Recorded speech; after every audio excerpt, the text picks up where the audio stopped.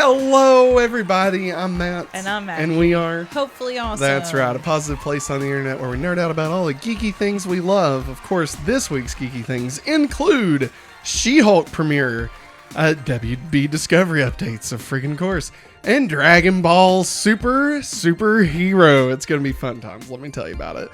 But yeah, this is the Hopefully Awesome Show, a weekly podcast where we talk about all the past week's pop culture news and fun times and just kind of hang out for a little bit.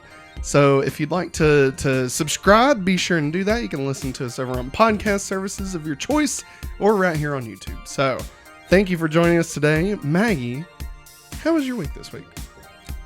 First week of school. Bum, bum, bum. Yeah. Fun times for sure. Yeah. Did it go okay? Yeah, it went well. Like I told you the other day, it's like sometimes I can put my finger on a group. Yeah. You know, I can't quite put my finger on this much. They're very hard to read. Some of them are very easy to read. Some of them are very hard to read. I can't. Do you think maybe they're figure it out. plotting against you? No. Like they're gonna come into the school like Ocean's 11 style, like I had still one on the test keys. No, that's you all at the Christian school. Statute of limitations, Maggie. I wasn't Allegedly. there. I wasn't there. I wasn't there. Who can say who was there, Maggie? Yeah, Not me. There. Who Not knows? Me. I went Allegedly. to a public school, so. Anyways, I had one bunch that had big personalities, like a majority of them. Big personalities. This bunch, I can't figure it out. It's going to drive me crazy. They're very sweet. I don't know. What a crew. That's all I can say. I need to take a group picture of them this week. It's going to be a good podcast. I'm already cracking into the second Coke. That's right, people. Speaking of Coke. Hey, yeah, in the pre-show, we tried out the new Coca-Cola Dream World. Tastes like dreams. You want to show them the can there? This is a blue can for the audio listeners. It looks pretty cool. The can's cool. If you want to find out what our thoughts were, you can check that out in the extended version of this episode over at patreon.com/hopefullyawesome. Focus your camera onto the QR code. I thought you said that for just then. Focus the... And then in the post show, we're also going to do the big movie quiz. That's right, round 20. On Oscar winners. It's fun. It's been good stuff. But enough of that stuff, Maggie. There is just so much to cover. I think it's time for us to get into the news. It's time for the news. What are you doing? I was going to try and move that out of the camera's view. That's all you had to say. We also was eating some Carmelo, individually wrapped Carmelos. So check that out. I'll move out now. All right. So, shooby dooby dooby. News stories from the past week. So, first up. Oh my God. Are you okay? I'm going to die. Don't do that. Is it the Dream World? No, my nose is like Dream ready. World trying to come get you. Do you need the Dream World's coming to get me? Need Kleenex? There you go. That sounds like a movie title. You can just lean out. Well, that was Jason. No, Freddy. It's Freddy. He's in the Dream World. So anyway, this past week on Disney Plus, a new MCU show kicked off, ladies and gentlemen. That's right, She-Hulk had its premiere. Yeah, hulking out with your Hulk out. It was good. Yeah, I loved it. Yeah, no, for real. It was great. It was fantastic. Honestly, I've been kind of anticipating this show for a little bit. I always like the more comedic Marvel movies, Ragnarok, Guardians, those kind of things. Spider-Man. And especially after Miss Marvel, seeing a little bit more quirky side of stuff. So all the previews we've seen of She-Hulk, I mean, the CGI was a little hit or miss in some of them. Yeah, but that makes sense for early on. You send out a trailer. Not everything's done. Yeah, and short of that though, the story and everything sounded fantastic. And I'm a big Hulk fan. Like I grew up loving the Hulk. Even Ang Lee's Hulk, which was just awful. Punched a poodle in it, Maggie. The Hulk punches a poodle in it. What? But it's like a big... No wonder I didn't like it. No. It's like a big poodle. Like a big monster poodle. Like, it gets injected with Hulk stuff.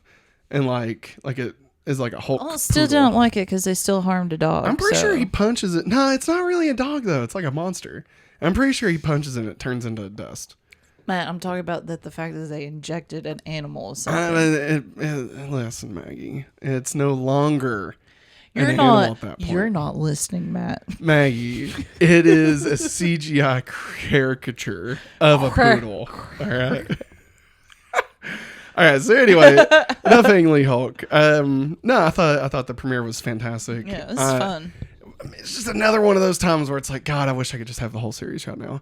I understand why. I understand that, Disney wants to release it weekly and that can build anticipation. You can own the conversation for 12 weeks and all that's great. I love it. That's so wonderful. But man, it's just really good. And I'd really love to just have the entire thing. We've watched Daredevil, so that's true. That's good. In preparation for She-Hulk, we've been catching up on Daredevil. So, Maggie, tell me some more of your thoughts about She-Hulk. Oh, I really love how she just. I mean, at first she didn't want to own the fact that she becomes what she is. Yeah.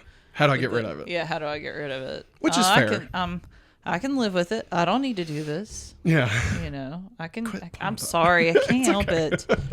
I got too much Coca-Cola in my veins. And then at the end, she pretty much. Yeah. I'm guessing she owns it. I don't know. Well, how'd you feel about what she was talking about, where, like, keeping the rage inside all the time, and like she's better at doing it than Bruce? Like, how did that speak to you? All the things that she explained, like, having guys catcall you, which, I mean, it's different where you live, right, and stuff. Right. But somebody hollering at you off the side of the street, well, and that can even be store or anywhere. Yeah, exactly. It's not necessarily just like, hey, honey, but like, or just people being inappropriate. Yeah, or somebody telling you, well, you can't do this because, well, you're a woman. You start to learn to, because if you show, like she said, if you show that emotion, you're dubbed as you're emotional. You're a woman. You can't. Bitch. Yeah. So, because there's times like, the past few weeks I sat through a meeting and I was just like, I could stand up and say something right now, but I won't because I could maybe lose my job. I don't think I would, but I'll just shut up. Whereas if a dude did it, he'd probably be okay. A dude would be applauded. Like, oh, you made a good point. Yeah. Good job, Darren. Is that's not an actual person? No, it's not. Okay. I was like, we're having to cut that out. No, it's not an as far as I know. No, it's fine. I've never met Darren, so. But yeah, I totally see like why she said that. Yeah, and I'll be honest, I love that. I love that they called that out, and I love that she's just better at it than Bruce was. Yeah, and like, there may be more to it or whatever, plot stuff, who knows, but like, even if it is just legit this, right, she just is always having to control her anger in one way or another, because she's a woman and she's just had to deal with that. I think that's fantastic. Like, it's so good. Yeah, and it's so well told, and I just like, I know it probably pisses off a lot of the dude bros out there. Yes. And like, part of me is like, yes, fill your hate. Because it makes me happy to see them fucking crying over, being little pussies about all of this. Sorry. It's just, they suck, man. They suck. Like, it's fictional characters. And you know what? Women are better than men a lot of the damn time, because men are stupid and manipulative. And just they can just get so focused on their own stupid things without seeing the rest of the world around them. I digress. I'm going down a whole other rabbit hole here. So anyway, all that to say, I enjoyed it because it's nice to just see that shit for real get recognized in such a mainstream positive way. Mm-hmm. That's me though. I didn't mean to. Well, I mean, like, she was practicing her opening statement. And, you know, her paralegal's there. She's like, oh, that sounds so great. She's like so supportive of her and stuff. I loved her. And then the guy standing there's like, well, wouldn't it be better if I delivered it? No. Punch him in the dick. And you could tell, like, in Jennifer's eyes, like, no, I'm doing this. I earned this. And, I mean, it's just shown that she's worked her butt off and she deserves to do what she wants to. So Absolutely. Like, I mean, she's like, so many things under the district attorney or something. Yeah. So, like, yeah, I don't blame her one bit for telling that guy, be like, no, I'm doing it. I love at the end when she finally hulks out. Yes. And like her friend gets her shoes from her. Yeah. That was such a great little touch. Yeah. Like you actually called that out. Yeah. And I didn't catch that how much that actually meant. You know. I think her name's Nikki. I think it's her name. She said, I think you need to Hulk out, Jennifer. And Jennifer's like, I really don't want to. I really love this outfit. And I was like, yeah, I could see where, like, you know, you don't want to Hulk out unless you absolutely have to, but she needed to. Yeah, for sure. And her friend's like, your shoes, take off your shoes. I thought that was really sweet. So as far as MCU side of things, do you have any thoughts about the spaceship that attacks them at the very beginning? Well, I figured it's because they're trying to hunt down the Hulk. Get the Hulk to come back to Ragnarok Town. To the war world, pretty much. It's not war. No, it's not. That's from DC. I just didn't want stupid people to go, no, actually, that's Mongols. I know that. I'm not a stupid girl. But yeah, I think that's why, because they're trying to hunt him down. I saw something, or somebody at work was saying this. I forget exactly where I heard it from, but that it could possibly be like a little bit of a setup for Hulk's son for Scar. Yeah, because in Planet Hulk he has a son named Scar, and that leads to World War Hulk. So I mean, you know, if they were like trying to come back and get the Hulk in order to explain, like, oh no, you have a son now, like, you know, and time moves different, and it's been 6 years at this point because of the blip and stuff. So I mean, you know, that would be an interesting thing. Do you think they'll revisit any of that before the end of the series, or do you think that was just a one-off? Like, I don't know. I'd like to think that something else would show up again, but it's supposed to be about her. Yeah, that's where I'm at. I don't want it to be too much about Bruce. Which also, like I told you, whenever they were building the bar back. Yeah. Oh, that was so great. That more than likely she's going to have to come back to Bruce. Yeah. I mean, surely. For guidance of some kind, like, oh God, I screwed up, or oh no, I don't know what to do.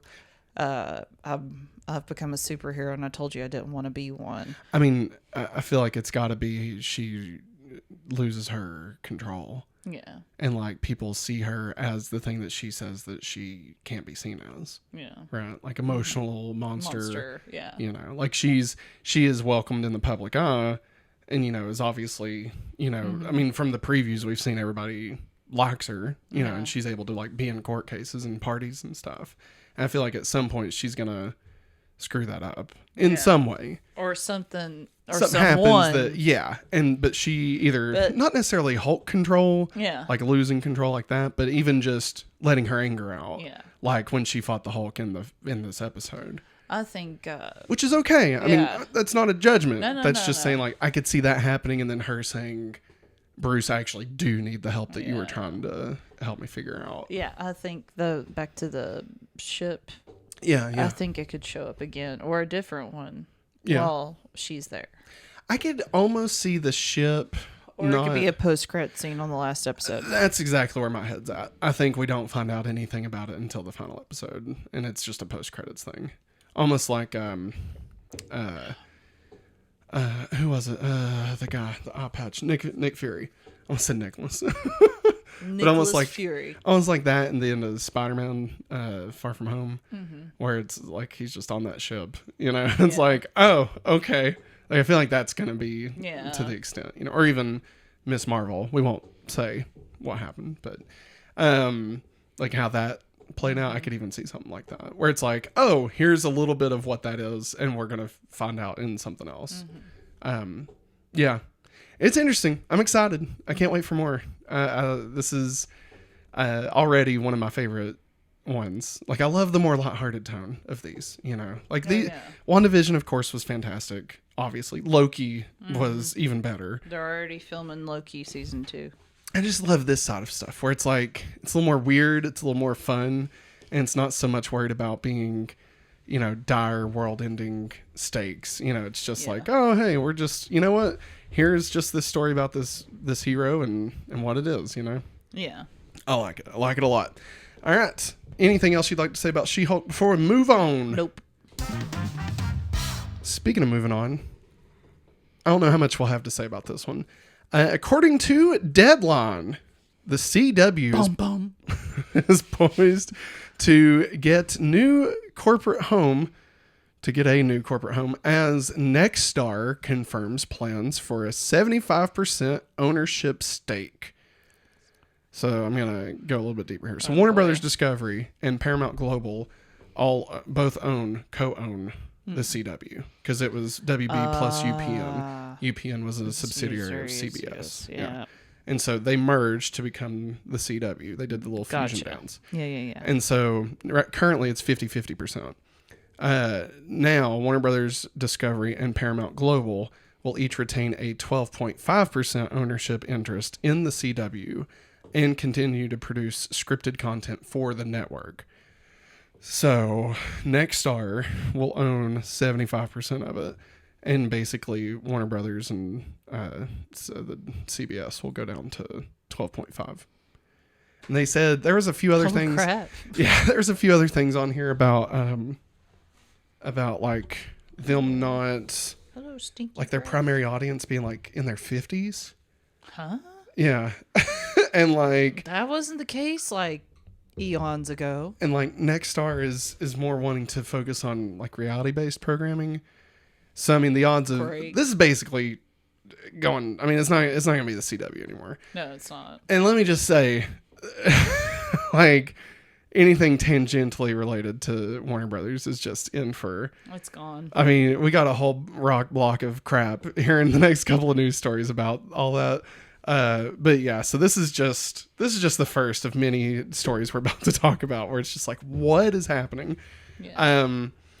Honestly, I've not watched the CW on a regular basis since Crisis on Infinite Earths. I never watched any CW show until you got me into like the Flash, like the Flash's stuff. Yeah, like we didn't get it where I lived, and like they're like, if you use your antenna, you could pick up blah blah blah. No, never happened. Also, when we got all the many different things that went through over the years, all the many different satellite companies, and then finally went to cable. Still never got it. So still wasn't on there. Still didn't get a part of that package. So I like people would say, "Oh, that blah blah blah, that show's on the CW." I'm like, yeah, good for you. Yeah. There's honestly, there's not been a whole lot that I've really enjoyed on the CW. Like, we enjoyed the first season of Riverdale. I mean, kind of. I would say we watched the first season. I don't know if I would into the drama. Yeah, and then I just gave up. I was like, I can't keep up with all this. It's too much. But like, I was much more of a WB UPN person. Mm-hmm. I only watched UPN for two things: Buffy and SmackDown. UPN. Oh, and Voyager. I guess Voyager. Yeah. UPN. And Enterprise was also on there. And then what? Girlfriends. Oh yeah, there was some sitcoms. Yeah, they were good. I remember watching Girlfriends, and there was another one about a mom and a daughter. Oh, I can't think of it. It was really funny. But yeah, WB was much more my thing with Smallville, of course. Mm-hmm. And then once they merged, I got a little bit into One Tree Hill, Veronica Mars. I forgot to mention that. So that's been my more like kids WB was also Pokemon and stuff. So it is kind of like I've not been into the CW or Warner Brothers stuff for a long time. But it still sucks just when you see like, oh, this is being stripped down into something that's totally different from what it is. Stripped down for parts. Yeah. But yeah, so it's, I mean, hey, I wasn't there to watch it. I'm sure many other people weren't, and that's probably why it's getting sold. So, I mean, Yeah, I don't, because I remember when CW like was part of, hey, if you get this package, you can get the CW. It's for young adults and teenagers. Yeah. And blah blah blah. I'm like, oh, for I watched me, something else. Yeah. I was like, nah, I'll watch Cartoon Network. Toonami. Yeah. That's where it's at. So like, I wasn't really that type of person that sought out dramatic shows when I was a teenager. Yeah. Now I remember watching reality TV shows a lot.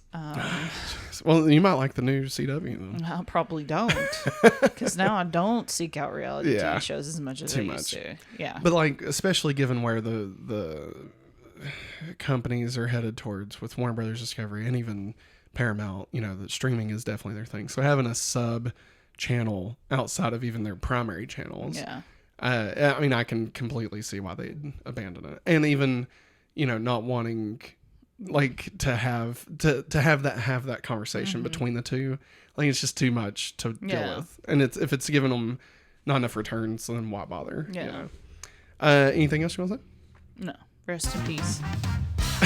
Speaking of rest in peace, from IGN, this is an interesting one. I won't have too much to say about it. From IGN, Embracer Group has purchased the rights to Lord of the Rings and The Hobbit. They will explore new opportunities to make films, games, and TV shows based off the IP. Holy crap. Yeah, did you not know about this?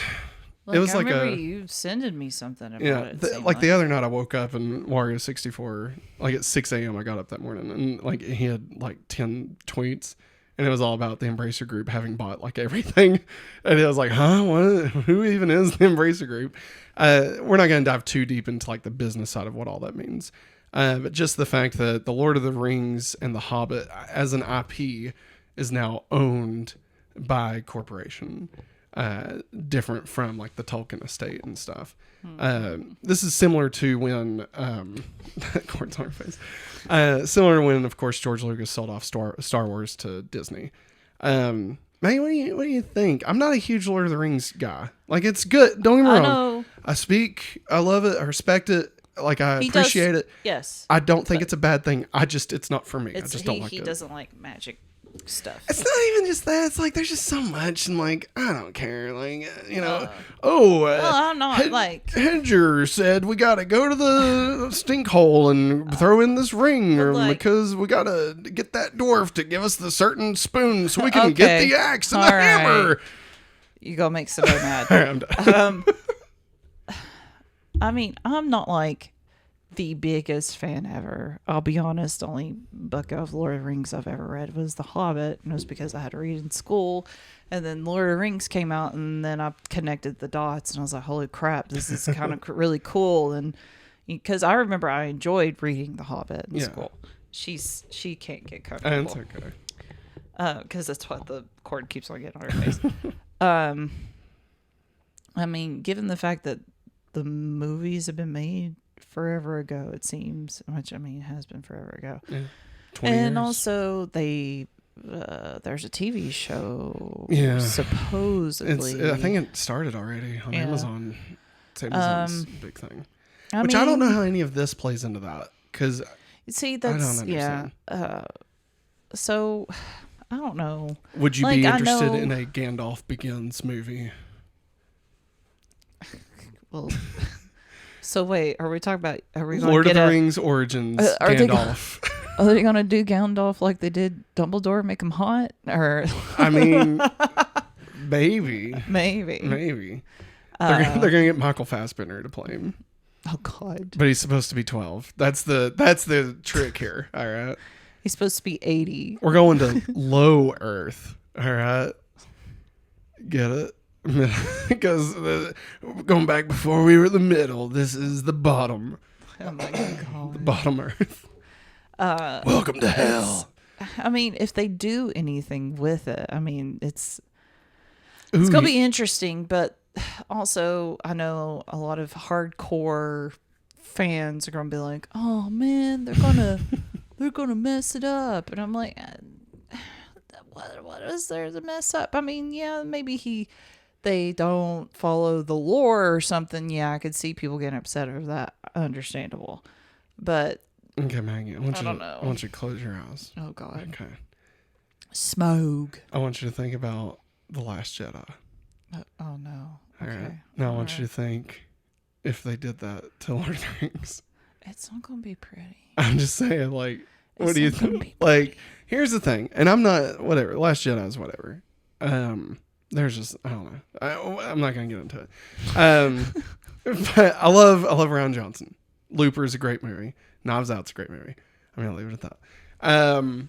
But it's, I feel like there's not, I feel like they expect to be able to gain a lot more than what they'll actually gain from this. Like, yeah, it's not. If feel they like- don't play their cards right, they're not going to get what they think they're going to get out I of think it. all they are going to get is angry people. Like, I mean, are This people is- excited about like this Amazon series? I don't even know if people are excited about that. I don't know. I've not like, really heard about it. Somebody mentioned Lord of the Rings being in Fortnite, and everybody's just like Now, crapping see, like on it. stuff like that, I'm okay with. Like, you put Gandalf in like multiverses or some crap, like whatever. I mean, you know, using the IP in that way, games, whatever. But like making official continuations to the lore, Yeah. like I feel like that would be like somebody being like, "Here's the Bible part 2."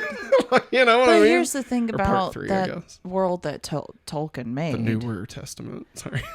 I mean, there is a lot you can pull from it. Like, you can make a show about the elves. You can make a show about the dwarves. Yeah, but like, can you though? Like, I don't know. I just I know it's not going to happen, but I'm just saying I think that there's stuff there that Yeah. they can use. Because he wrote, and I mean, he drew a freaking map and invented another language, and I think the difference it's crazy. in my mind here is that Star Wars had already, George Lucas had let other people play in his sandbox, like already with the expanded universe, right? We had books, video games, Shadows of the Empire, you know, all of those things, right? Even the prequels that he had made. And let's not forget, those were movies. They were not books from the beginning that had been around since whenever The Hobbit was wrote, right? Like in the, 1920s or something? like that. And so, 40s, I don't even know. And so, to my knowledge, and I could be wrong, but to my knowledge, Tolkien did not let people add to the lore. No.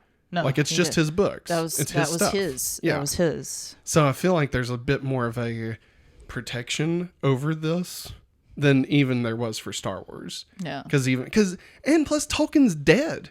You know, it's not like Tolkien was like, I believe in the Embracer group that they can handle this. Like, you know, I mean, at least George Lucas, whether it was done at gunpoint or not, he shook hands with Bob Iger, right? Like there's at least that I think photo. I've said this already a few times. It's like the Muppets. You cannot. There is a piece of paper Yeah. that it's Jim Henson. It's legal. Yeah. You cannot change anything about those characters. Except for their voices, apparently. Well, the voices that can't be Kermit's helped. new voice is just atrocious. Okay, easy there.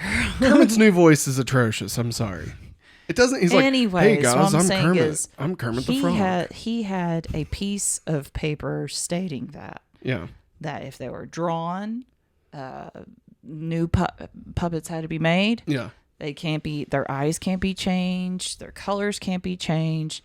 Now, material Makes has sense. changed over the years, like Cookie Monster's fur. Yeah. It has changed, like that. But it has that's to still understand- retain. It still has to be what he did.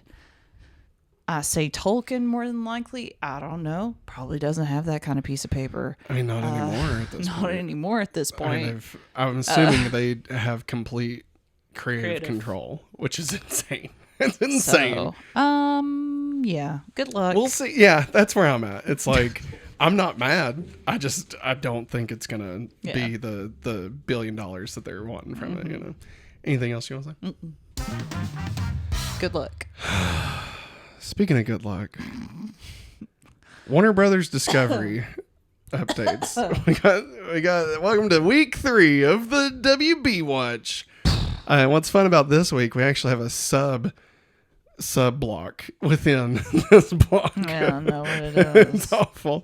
All right, so buckle up, everybody. We'll try and get through this quickly. So, Warner Brothers Discovery, first off, via Variety, HBO Max is to remove 36 titles, including 20 originals, from streaming. Taking off the titles from streaming will cut costs by removing lesser watched programs to save money on residuals. I believe this is still a sub part of the story. 20 original HBO Max shows will be taken off the platform, including teen drama Generation, animated anthology series Infinity Train, holiday-themed reality dating show 12 Dates of Christmas, and Sesame Street spinoff The Not Too Late Show with Elmo. It is currently unclear whether they will be made available on DVD or rental services, or if their removal will result in them becoming completely inaccessible. Lost media. This also includes 200 episodes of Sesame Street. Yeah. All right. So that's the first bit of news here. Obviously, that story evolved a little bit over the week. So we started with that bit of information that came out on Monday. And then by the time we hit Friday, we knew a little bit more of what was being taken off. This is a bunch of shit. Like, Yeah. just go ahead and say it. This sucks. Like, I mean, talk about just, okay. So many thoughts I'm having. I'm trying to pick which one I want to go with first. David Zaslav had said one of his primary focuses was going to be to rebuild the relationships with the filmmakers and directors that they've lost He's already connections shooting to. himself in the foot. Well, I mean, obviously Batgirl did not help that, No, right? he's already shooting he doesn't even have a foot to shoot anymore. He's starting on the other foot. And like it really looks like all he's really focused on is just cutting costs, right? Yeah. And don't get me wrong, Understandable. I understand wanting to cut down on the debt, right? We know there's billions of dollars of debt. We understand that. I don't know if canceling your catalog for your streaming service that you look as your well of money, right? I don't know if that's the smartest move. Yeah. And I definitely don't think that it's smart from a standpoint of screwing over the creators to not get residuals anymore. Like, if you're trying to build those relationships, fucking over people, to not be able to have health insurance, is kind of not great. Like, that's not good. Crap. And like, You're taking away people's livelihoods. and I think it was Jared Petty tweeted out, if any part of your day job requires you to make Sesame Street less accessible for children, you're making the wrong choice, right? And it's just that it is that straightforward. Yeah. And sure, 200 episodes of Sesame Street. That's insane. Most of them were from the early years. I think it was seasons like 2, 3, 4. They and kept then 5 up to like the 30s somewhere. And like, were those being watched as much? I don't know. I say don't not. know. I say a lot of people watched the first episode of Sesame Street. Yeah, and then the most recent ones, more than likely. Yeah. And like, I think the ones that they kept on there were from like 2000. I can't remember because I remember I backed it up that much for Viv, and that's when they were still an hour long. Yeah. And then PBS had to look at their data and realize, oh, we need to shorten it. Yeah. And that's why they went to 30 minutes. And then HBO stepped in and helped out with costs and stuff and kind of ramped up. I mean, really good stuff. I wouldn't be surprised if they completely end their connection with Sesame. And honestly, at that point, somebody else needs to step in. Well, somebody be stupid just to leave that line there. Yeah, I mean, I could see, honestly, in a perfect world, Disney being the sugar daddy to Sesame Street would be wonderful, because they have all the resources, the good PR from it. I mean, they're not going to make money off of that, but like, I think that's just a thing that they can hold up and be like, we care. Yeah. Because we have made sure Sesame Street can be watched by anybody, you know. But I could even see somebody like Peacock, Apple TV. I could totally see being like, oh, we're the home of Sesame Street. They got Fraggle Rock. Yeah. So I mean, there's those bridges. So I could see it going. Honestly, even I think Paramount even kind of has a connection because Nickelodeon and PBS did Noggin. That's where Noggin first came from. So I mean, any of like the big players now, if HBO drops it entirely, which I could totally see, I mean, at this point, fucking anything is on the table with Zaslav, apparently. I'll look for him if the way he's already, classified HBO and Discovery as, the gender Jesus, the yeah, roles that he's already bestowed upon the two separate fandoms companies and genre domes. Yeah, I could see him completely cutting all the cartoon stuff and even the kids stuff, and that'll all be gone. Like, can you imagine if Cartoon Network and Adult Swim's up on the table for somebody? I mean, dude, that's the thing. This is the most like soulless decisions behind art, right? That we've seen in the modern day. And like, I know people can say what they want to say about Star Wars and Disney, and at least the people that were still involved wanted to make good products, right? Yeah. This is just, it is straight up an Excel spreadsheet. That is all this is. This is Potter. Yeah. This is fucking Potterville from It's a Wonderful Life, okay? That is what we are seeing. And Warner Brothers, this dynasty of 100-year legacy of Warner Brothers, we are seeing in real time deconstructed in front of our eyes, being torn down to another goddamn cheesy reality show. And it's insane. It's insane. I'm sorry. I'm trying not to lose it. It's but okay. My God. It is. It's crazy. And I mean, the fact that I remember when Infinity Train was announced. Yeah. And like, that's gone. You can't even watch it. It's just gone. It's gone. Will the Too Late Show with Elmo be, will we ever see that again? I loved it when it was on. Yeah. It's crazy, man. God. All right. Next in this block, from Variety. Okay, everybody, Variety has a variety of stories. Yeah, they do. We're gonna take things down a notch. This is not a great subject matter, so just throwing that out there. Not as fun as what we just talked about.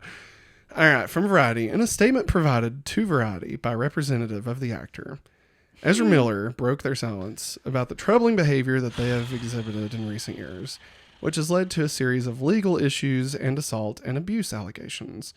Miller also apologized for their actions. So this is the statement. I'm just going to read it verbatim.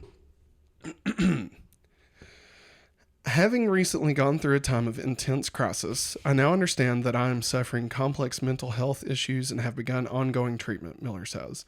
I want to apologize to everyone that I have alarmed and upset with my past behavior. I am committed to doing the necessary work to get back to a healthy, safe, and productive stage of my life. That's it. Arrest him. Them. Sorry. Them. My bad. It's okay. Yeah. So they went with option 1 from last week. Warner Brothers had 3 options. Idiots. One was to cancel the movie outright. That was option 3. Option 1 was to apologize and do limited press. And option 2 was to not do any press at all. And so it seems that we're doing option 1 here. They're smart. They just cancel it. I just don't. I don't. Listen. Okay. I don't want us to. We're not a tabloid. No.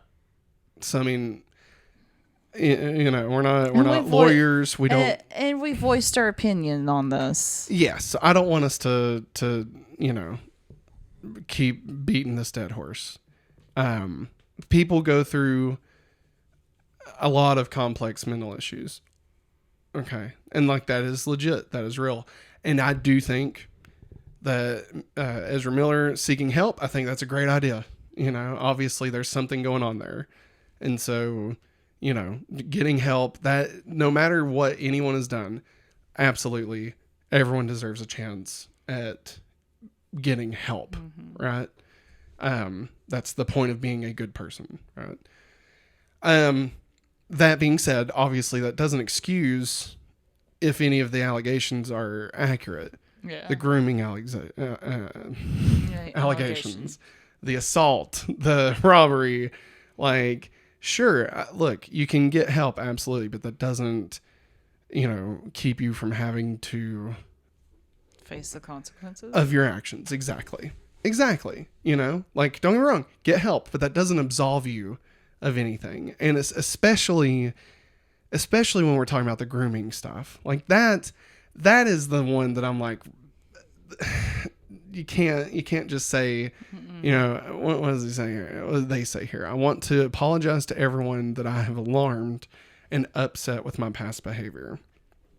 So not even like, I'm sorry for doing this. Yeah. I'm sorry to the people that I alarmed and upset with my past behavior. Not even, I'm sorry for my past behavior. Just, I'm sorry to the people that were upset with my behavior. In other words, big business daddy. It's not an apology. This isn't an apology. He's only trying to look good for big business daddy. That's all. I mean, this reeks of Zaslav forcing this. Like, I don't for a second believe Ezra Miller wanted to do this. I'll be honest. Or even feels it to be. I'll be honest. He probably didn't even say it. I say he's just topped out. Or sorry. I keep on forgetting. I apologize. They probably didn't say it. They were probably given a piece of paper to their agent or whatever, and the agent said, "Okay, are you okay with them saying this is for you? If you want to get paid for the Flash, you got to sign this." Okay. I mean, that's I think that's what it was. I mean, hey, for their circumstances, I think that's what had to happen. It is what it is. I still stand by not wanting to watch the Flash. If it comes out as it is, which sucks. I really wanted to see it. Me too. But like, I can't. Has my Batman. I can't, give money to that, And like, but at the same time, it's like, that's the inner struggle of this. It's like, well, does it really matter if I don't pay the $12 to go watch it? Like, is that really going to send a message? Especially when I'm still paying monthly for HBO Max, which goes into the same pockets, Yeah. So it's, Anywho, so that happened. All right, now it's time for the new sub block of the Warner Brothers Discovery Update Week 3. Everybody, get ready for the Rock Block. We didn't even practice that. That was decent. Wow. No, I just followed you. All right, so we got 4 stories here, all about The Rock and Warner Brothers. So we'll kick off with the first thing we heard earlier this week. According to IndieWire, Dwayne Johnson fought to keep Black Adam out of Shazam to avoid doing a disservice to the character. And a comment to that, The Rock actually retweeted the article and said, quote, 100% true. The original script had both Black Adam and Shazam establishing their origin stories in one film. I fought hard for both characters plus the JSA to have their own standalone films for the fans to enjoy and protect Black Adam's ruthless and extremely violent tone as we build out DCEU. Hashtag DCEU. Let's pause there. What do you think about that? I don't know, because Black Adam is in the realm of Shazam. To me, yes. This would be like if they were like, if Heath Ledger had said the Joker doesn't need to be in The Dark Knight, he should have his own film, like so that tonally he can, and then whatever, right? Yeah. Black Adam is 100% a Shazam character. Like that's just what it is. Like Lex Luthor's a Superman character, Catwoman's a Batman character. All of these things. Yeah. Right? Black Adam, 100% Shazam character. I'm not against. Here's a couple things. One, I'm not against giving Black Adam his own movie. No, That's fine. I'm not against giving him an origin and then letting them fight eventually. Sure, that's fine. But what this says is that he doesn't want that to happen. Period. Yeah. Because Shazam is too kiddie, and like that doesn't sit right with me, right? Because it's like, but it's not though. Like it's the same. Like Shazam is a good movie. I really love Shazam. And like that would be like saying Thor can't be in Avengers with Iron Man because Iron Man was too kid friendly. Yeah. And it's like you're just missing a lot of the point here. And saying that Black Adam needs a whole movie to introduce himself and stuff. Okay. But you're also cramming the entire JSA into this. Yeah, you're not doing the JSA any justice. Yeah. You're doing yourself, the character you're playing, justice. But yet you said you wanted to give the JSA their own thing. No, they're Yeah, in a they're movie just with in your yours. character. All of them just crammed in there. Hawkman, not Green Lantern, but Dr. Fate. Dr. Fate arguably could easily have his own movie about his origin story. Hawkman Please easily do. could. I'd watch Pierce Brosnan all But, day. none of them, Pierce Brosnan wasn't like, no, No. Dr. Fate needs his own movie. No, but before Pierce we can... Brosnan's like, yes, I will play this superhero. I will be more than glad to. So, Sorry. It's just, it's just one of those things where it's like, really? Like, I'm not mad. I'm just Annoyed. Yeah, like, whatever. If that's your take, if you wanted to be the star of the movie and you wanted Black Adam because you love Black Adam to get his own movie, okay. But don't act like... Don't belittle. Yeah, don't belittle Shazam. No, right? Shazam's great. Because you think that Black Adam deserves more. That's great. He's your favorite character. That's great. That's cool. Do that. But, like, you don't have to sell it as Shazam sucks, so you have to keep your character away. Like... Sell it as what it is. You want to be the star of the movie, and you wanted it to be focused on Black Adam. Say that. Don't talk shit about Shazam. Or don't say anything at all. Yeah, I mean that's honestly really that's stirring the pot so everybody can look at you. I'm sorry. Yeah, I don't think that's the way I'm taking it as. I forget who tweeted out, but somebody said, I don't think fans are going to take this the way you think they are. Like fans of you. Maybe. But like fans of the comic book characters that are which aren't world. many. Well, like, it is Shazam. I know, but like I mean. What I'm saying is like I've read that comic book, the Shazam. Yeah. That's and good. Like, it's good. It's really and like, good. Yeah. And like why would you just run off and leave all Well, and that? what sucks is I am a big Rock fan. Yeah. Like I grew up watching The Rock on the WWF right before it was WWE, and like I had a binder and like it had a folder of The Rock in it, and like with the Brahma Bull and doing the eyebrow, and I've loved watching The Rock grow. Oh, me too. His SNL days, like when he first did it before WrestleMania 2000, like all of that was fantastic, and I love. And I've loved went watched The Mummy Returns. Yeah. I went and watched. Scorpion King. Well, I didn't watch that one. What was the one with the 4x4 that he carried around? Walking Tall. Yeah, I loved Walking Tall. And then even I watched Doom. I watched Doom. And he's just done great ever since. And like Fast and Furious stuff. And also you could clearly tell that when he has his mind set on something. Yeah. And he knows what to do with his money. Yeah. He's going to invest in something. Like how him and Under Armour have a deal together. Yeah. He has his own brand. Stuff sells out in seconds. This just, for me, it feels like he's lost. I don't know. Maybe I shouldn't put too fine of a point on it, but I'll say it like this. He was in Fast and Furious 5 and was down to be a part of the cast, right? Like the whole group of people. Mm-hmm. And he didn't demand that Hobbs get his own movie. No. I mean, now granted, he was in 3 of those, and then Hobbs got his own movie. But, he was down to be a part of an ensemble, right?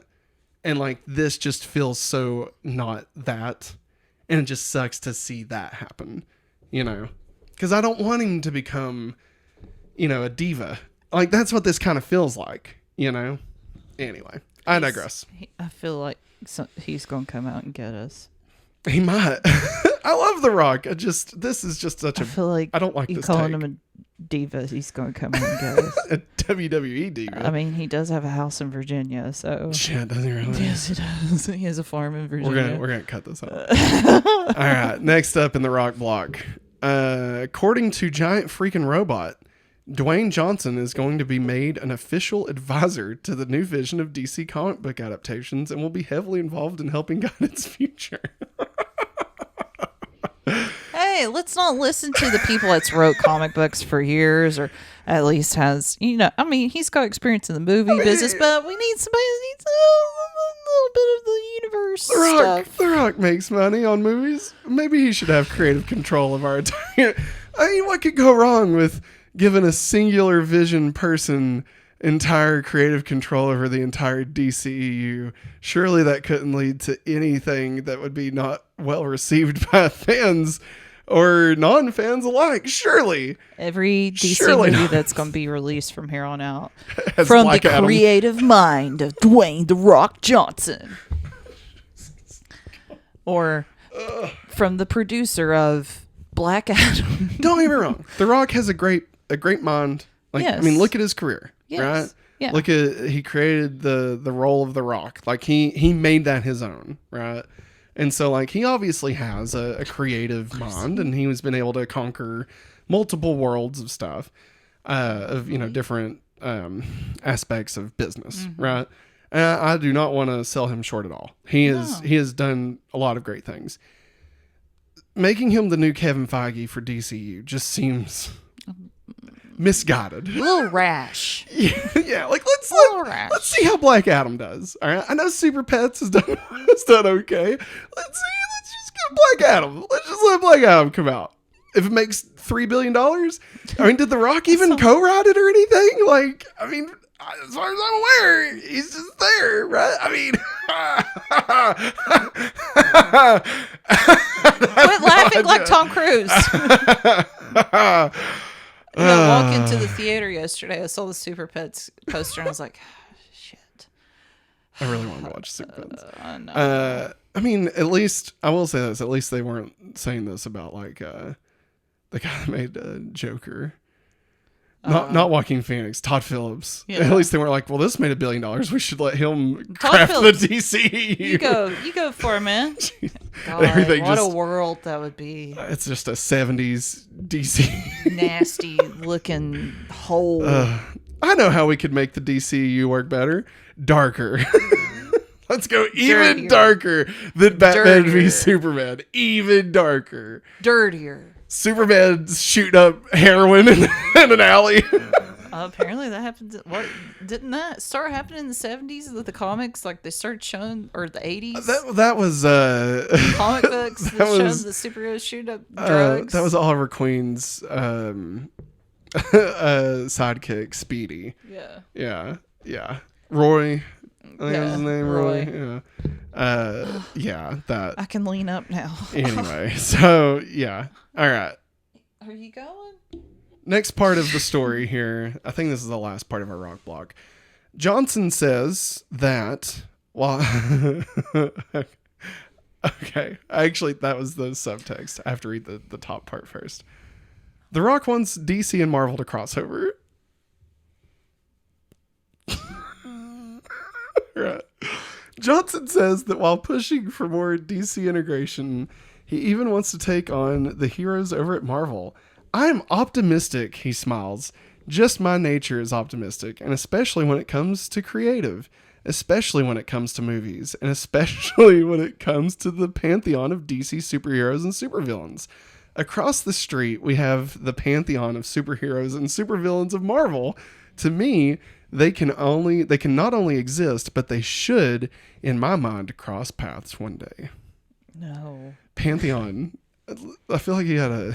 I was being mean. That was gonna be mean. I'm not gonna say it. No. That's too much. Here's the thing. I'm not against a DC Marvel crossover. They've done it in the comic books. It happens from time to time. Not against it. I think right now there's no way in hell that Kevin Feige lets any of that get anywhere near his characters. There's no way. Now, there's a slight chance of like a Spider-Man DC crossover because Sony just doesn't give care. a fuck. They will do whatever the hell they want, right? So I could see that. But no. Kevin Feige, there's no way. There's no chance. Play the Vince McMahon music because there is no chance in hell that this is happening, all right? My God, there's no way. And this is the guy now that's gonna have the the creative advisor role at DC. Like, what if we just crossed him over with Marvel? That's a great. You know what? That's a great idea. Let's get the people that made the $3 billion movie. Surely they'll want our garbage hands all over their IP. Kevin Feige would be like, no. Nope. What does that even look like? Well, does it look like the video games? It's just a fighter? Listen, it is notorious. The Rock and Vin Diesel had a thing where neither of them could lose a fight. All right. So if you think you're gonna take Black Adam into anything Marvel related, and that he's not going to lose to anyone. I don't even care. Anybody. Ms. Marvel. Let's just say like the like the one Hawkeye. All right, let's use like the lowest thing we get, the Ant-Man. There we go. Super small, cracking jokes, right? Absolutely, Kevin Feige will not let Black Adam destroy the Marvel Universe. It's not gonna happen. It's not gonna happen.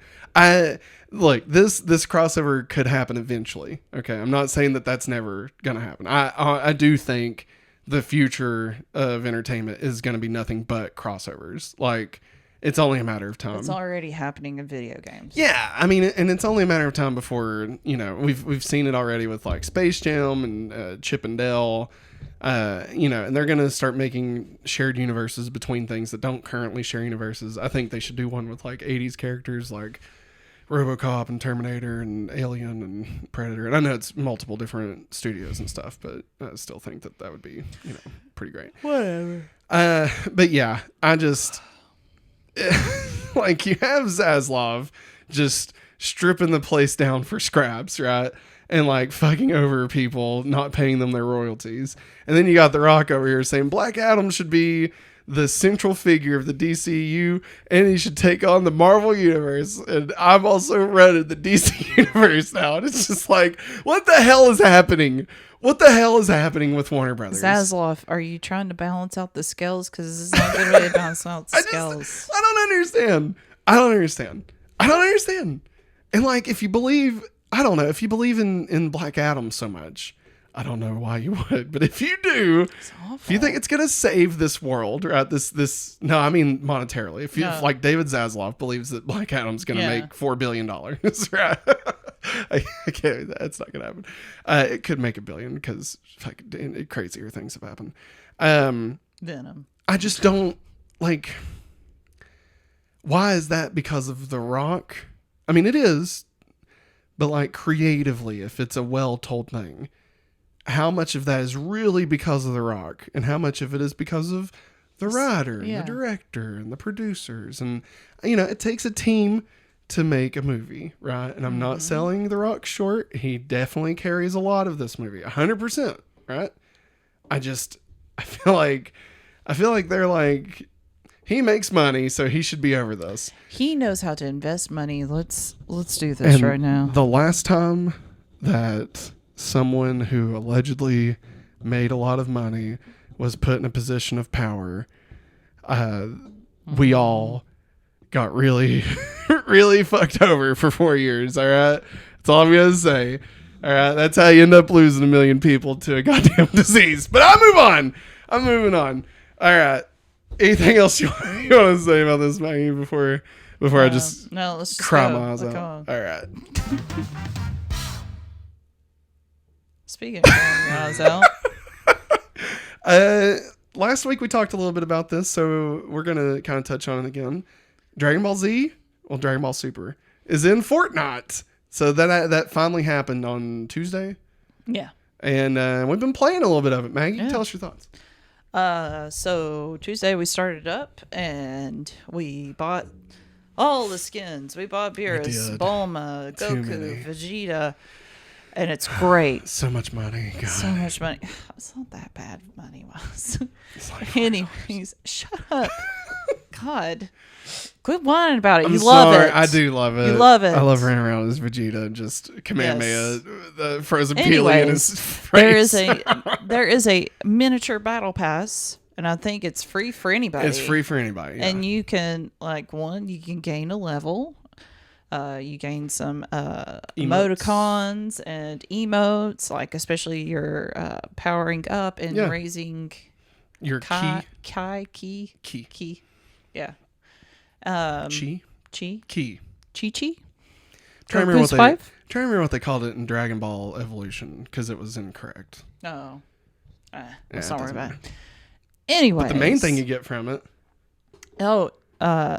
If you complete all the challenges and you get Dragon Balls, quote unquote. And today's the 7th day. Yeah. So we gotta get our last Dragon Ball in. You get the Shenron glider. Which is so cool. For free. And you honestly, get to ride on Shinron. They're dropping off the bus. And honestly, it's so cool, like that they were able to make like a Dragon Ball. It's almost like they've turned this into a Dragon Ball Z game, which is great. It basically is right now, because all over the island, capsules will fall from the sky, and inside of it is a Nimbus cloud, which is also a glider, and the Kamehameha. Kamehameha. I cannot say it right to save my life. I'm like a kid that can't say a word. You get those two things. You only get 3 hits with the Kamehameha. The Nimbus cloud though is super fun. It's endless. Like you can pop up and fly away from anything. Somebody's nailing you with a gun really hard. Fly away. And you can use the Kamehameha from the Nimbus cloud. Yes. Like, I mean, you fall off the Nimbus, but like in midair. You don't take fall damage from it. So cool. It is awesome. I love how they've worked in like continuity of like collecting the Dragon Balls, and like in the show when you collect the Dragon Balls, that's when you can make a wish on Shinron, right? Yeah. So having to collect all the Dragon Balls to unlock the Shinron glider, like it's just fun. Like it's a fun little way of like incorporating Dragon Ball into this universe. And also, in order to get one of the Dragon Balls in the to help you get through the battle pass, you have to get onto a special map. Yeah, the creative map. And the creative map, and you can visit where Capsule Core is, the tournament layout. Goku's house. Time Chamber. Time Chamber. I forget... Kami's house? Kami's house, yeah. And like you have to do different challenges through that. Yeah. But the tournament, where tournament you can fight, part. Yeah. So cool. Yeah, it was. We kept on killing this one dude that kept on messing with us. Like you could shoot at anybody. It's really cool. Yeah. And like what I didn't realize was going to happen in this crossover that we didn't talk about last week was you can both be shooting a Kamehameha at each other. And in the show, when that happens, there'll be like a kind of a tug of war between like who's more powerful, right? That happens a lot of times. But in this game, they've made it so that if you both fire at each other, the beams will match and blow up in the middle. So like they've actually incorporated that into gameplay, which is just perfect. Yeah. Like, and it feels so good. Like it feels like the Kamehameha. It's overpowered as can be. Like as it's it insane. Should be. Yeah. And it's so fun. I'm really going to miss this mode when it's gone. Yeah, I think a lot of people is going to be sad. It's like when the Spider-Man glows went away. Honestly, for real, I think this is my favorite crossover they've done. Like, it's my favorite. I loved the Marvel season. Yeah, okay? the Marvel season's fun. I loved that. I loved how you could unlock special abilities and all the battle pass, of course. And the end where you fought Galactus and stuff. All that was super rad. But this is just, it's so much for just such a short period of time that it's just perfect, you know? Yeah. And like, that's what's great about this game. I mean, obviously this is the internet. I don't have to sing the praises of Fortnite. You can find anybody literally anywhere talking about it. But I love that they take all this time and effort to create this cool new gimmick. Yeah. And then it's just gone forever. Yeah. Like, I mean, it could come back at some point. Yeah, like they could. You know, if they do a round 2 of characters, which they absolutely do with will. Naruto, but they didn't really... It wasn't as big a crossover. No. It was just a character. But I think with as big as this one's been, I mean, the amount of people, I could totally see them doing a round 2 of, like, the event stuff. They should. But, you know, I love that they're willing to make it as good as it can be, even though it's only for 2 weeks. Mm-hmm. Like, they're willing to put in that work and effort, totally change the game, and then it just reverts back, you know, and then that's gone. And, like, if you got to play it, it was magical, and now it's over. And, like, that makes it, in some ways, even better, right? Yeah. Like, I don't know, it's crazy. It's almost like the magic of watching, like, live TV back in the day, you know, or going to a concert or something where it's like this event is happening, and even though it's a fictional event in a universe or in a video game, like it's still something that you could miss out on, you know.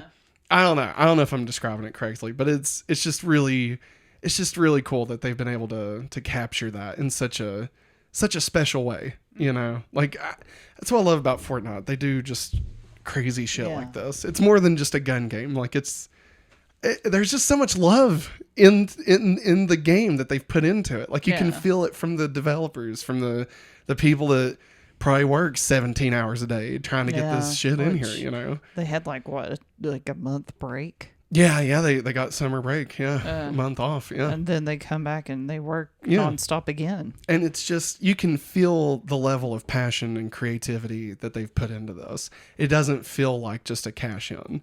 Like they could have easily just dropped the cosmetics and that was it, Yeah. But no, like, they made it fun. yeah, and they put so much care into like every detail of the cosmetics and of the things that you get for free, and the different, especially the creative maps that they made and stuff. It's wonderful. It's just such a fun game, man. I want Piccolo and Yes. Let's see, Piccolo For sure. Well, That's the next. Yeah. No. We'll talk about that here in the next topic. Yeah. But yeah, no, I definitely Piccolo, Gohan. I was trying to think With an edit style of the Great Saiyaman. That's a non-starter for me. Has to have a Great Saiyaman. It can be just regular Gohan. I'm fine with that. Gohan with glasses. Yes, and it can be that. I'm totally fine with that. But I want Great Saiyaman, one way or the other. All right, and if I have to unlock it, if I have to pay extra, by God, that's what I'll do. I want Piccolo, Gohan, Trunks. And then for the fourth, I could see multiple different things that they could do. I feel like Frieza is probably the most obvious thing that they would do. I'm not a huge Frieza fan. I'm more of the Cell arc myself, but I feel like Frieza's more iconically, visually part of Dragon Ball. And you want that weird skin in there, but also Piccolo's in there. So like, would that actually work? So I could see them not going that way. I could see them dropping Piccolo, to be honest. Android 18, because you also want to get a female in there somehow. I don't know. Just, I could see them. They could do like 3 more sets of these if they really wanted to. But yeah, Gohan and Trunks are definitely my. Yeah. I mean, imagine running around with Trunks with his sword and being able to just. Cool. Oh my God, dude. That'd be so rad. But yeah, that's it. Speaking of Dragon Ball, we're going to be talking a little bit more about that in our main topic of the show here in just a moment. Of course, this is the Hopefully Awesome Show, our weekly podcast where we talk about all the cool things from this past week. If you'd like to hear more, you can listen to the extended version of this episode over at patreon.com/hopefullyawesome, where you can also get exclusive shows like our monthly movie commentary or our Q&A. You get to interact with us and, do all kinds of stuff. So head over there if you'd like to. Remember to hit that subscribe button on the podcast service of your choice, as well as on YouTube. Leave us comments, ratings, reviews. We greatly appreciate it. So now let's get into the main topic. So again, just like last week, our main topic probably won't take as long as the news stories that we did. But yesterday we went and checked out the new Dragon Ball Superhero movie in theaters. This is, of course, we were still wearing our masks and stuff because, the world. And there's only like 5 other people in the theater with us, though. They were also wearing masks. It was really nice seeing that. That was really cool seeing them walk by with masks on. We live in an area that's not usually the case. No. But yeah, I've never gotten to watch a Dragon Ball Z movie. Me either. In theaters, ever. Now, a little backstory for our relationship with Dragon Ball Z. I'll kind of tell mine, and then you can tell yours. I started watching Dragon Ball Z on Toonami during the Cell saga. My cousin Josh, he had come over. He lived in South Carolina, and so he was staying like a week with us before they moved back. And he had been watching it. And so like it was playing on Toonami, and he's like, "Oh, this is coming on. Can I watch it?" And I was like, "Yeah, sure, whatever. Like let's check it out." Had no idea what the hell was going on. Right? I think the first episode I watched was, I think it was when Cell absorbed 17.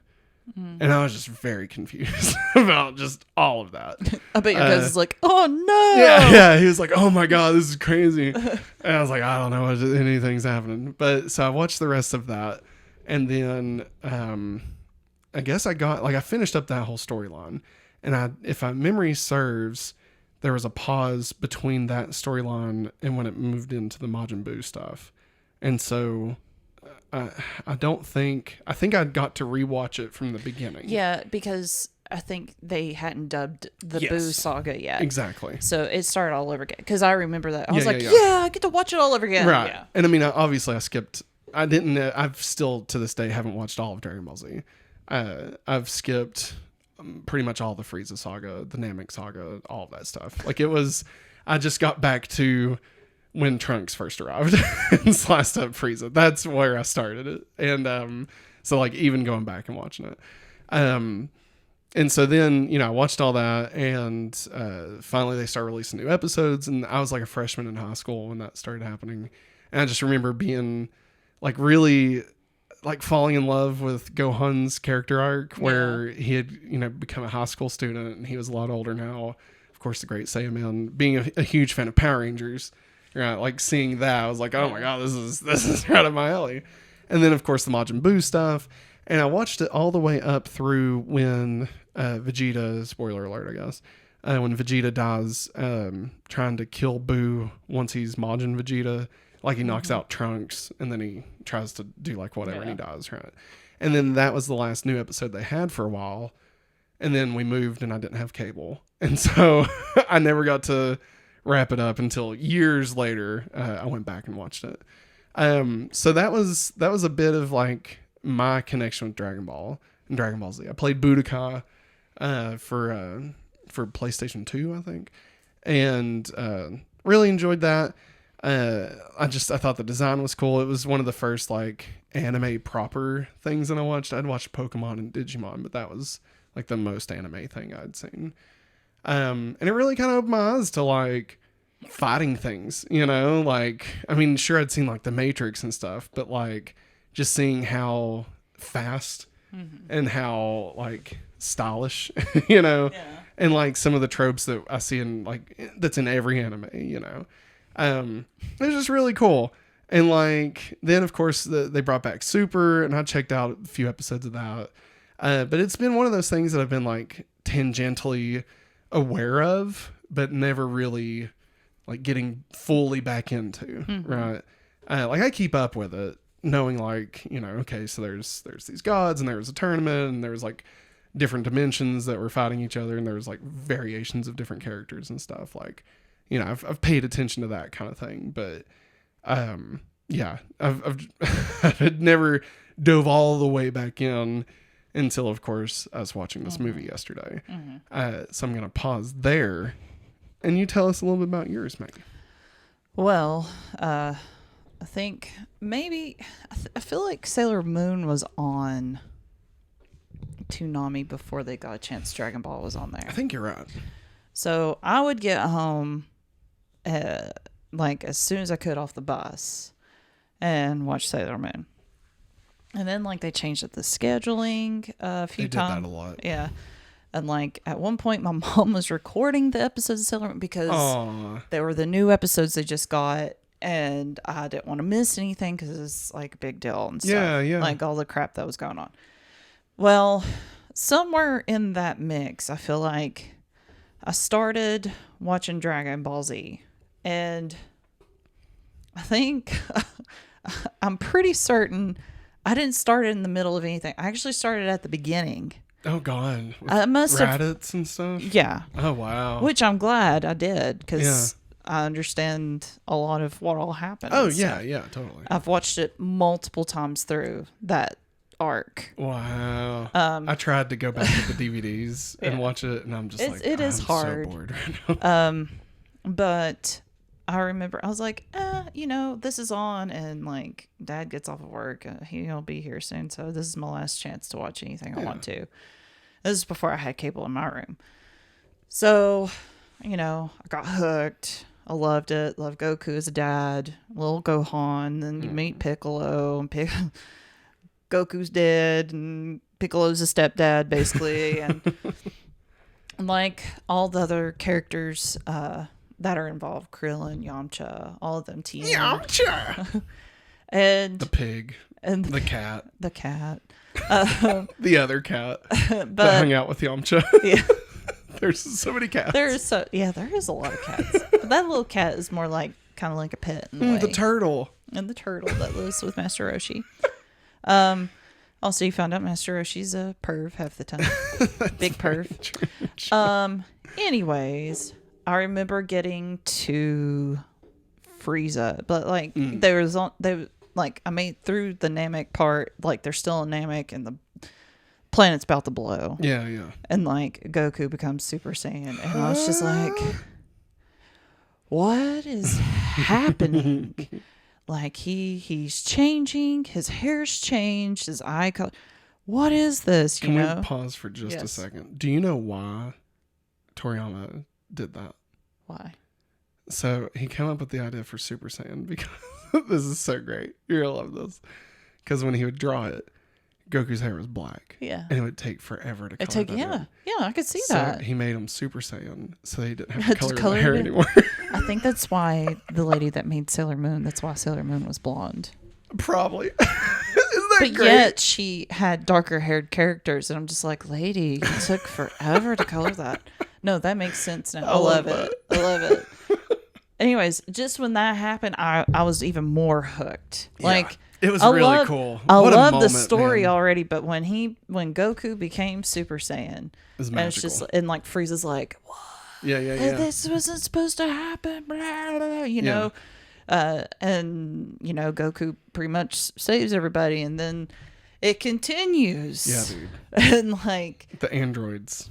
the Trunks shows up, and like I remember my jaw was to the floor when Trunks revealed who his mom and dad was. Yes. And Oh my God. What a moment. I was like, when does that happen? Also, Goku has a heart condition and he's gonna die from it.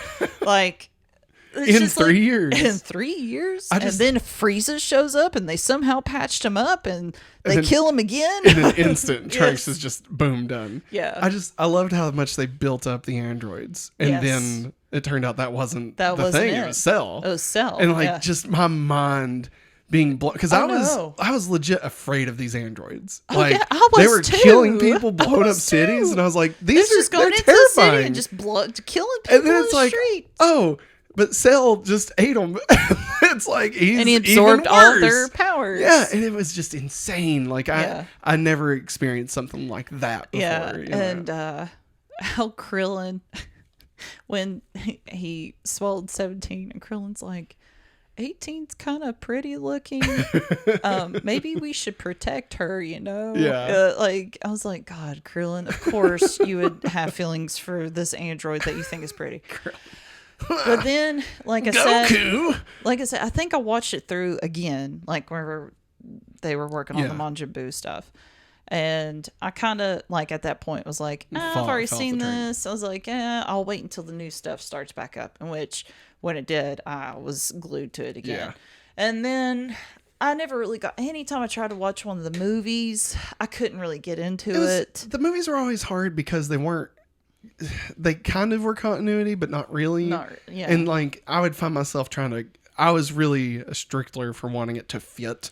That's how I was with the Sailor Moon movies. Yeah, and when it wouldn't, it frustrated me. Yeah. And so, like, that's why I usually like just avoided there's them. the first Sailor Moon movie, there's something in it. I'm just like, why did you do this? Dude. Because this, you all added a whole other thing that doesn't even happen in the manga in this season. And yeah, you're saying that this happened. No. That's the way I am with Digimon. It makes movie. me mad. The other two movies I could see fitting. Yeah. But the first one, no. And when freaking Patamon mega evolved in the last act of Digimon the movie, I was furious because I was like, no, no, we have not seen the mega versions of Patamon and Gatomon, and you're telling me that Gatomon turns into a pink dragon, and like, no, and then they never did it again. And it just, I'm sorry. I understand. Sorry. And I digress. and of course I watched through all the Majin Buu stuff. And then I'm hungry. I think and then when that was like over with, I think I was into sports and stuff at that point. I'm about to punch you in the belly. I just wanted to say I'm about to pull a Viv. I just wanted to say I love Satan. I'm sorry. Because his name's Satan. I know it is. Anyways, when I first got Funimation, I did, I think about halfway through Dragon Ball. Oh, wow. Yeah. Good on you for trying. It was interesting. Master Roshi, ooh, he's problematic. I'm not a fan. I'm just going to say this. I'm not a fan of Kid Goku. Yeah, and I'll probably get punched in the throat for saying that. Just, I don't know. He's a wild ride for sure. Sure. Also, probably going to get screamed at because a lot of people don't think that this is not continuity, and it's been said all kinds of things over the years. I did get into Dragon Ball GT at one point. I did find myself enjoying it at some points, and then at some points I was like, why is Goku a kid and why is Pan and Trunks together, and we're in a spaceship and we're flying around fighting the Red Ribbon Army? And why is this bad guy's name Baby? Yeah. That's weird. So, yeah. There's nothing wrong with liking GT. It is what it is. Interesting thing about, though, in Dragon Ball, the villains, there's a woman with the bad guy that wanted to destroy the world or whatever, take over. The one that the pig took the wish from. Yeah. There's a woman that worked with him, the blue guy. Yeah. She shows with the up. dog. Yeah. She shows up. Well, they kick off GT, those three, including the blue guy. Yeah, I know that. But, like, she shows up again, though, doesn't she? I don't know. I just know that with they Trunks. Like, she meets older Trunks or something. Something weird in like GT? That. No. I'm talking about in Dragon Ball.